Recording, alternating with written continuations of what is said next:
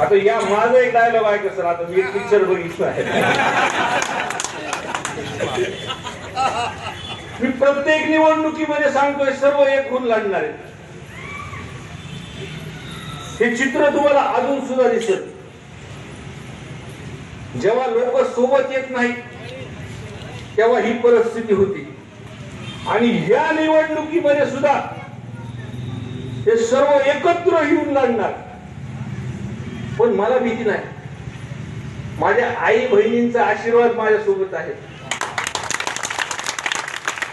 या युवकांची ताकद माझ्या सोबत आहे. ज्येष्ठांची ताकद माझ्या सोबत आहे.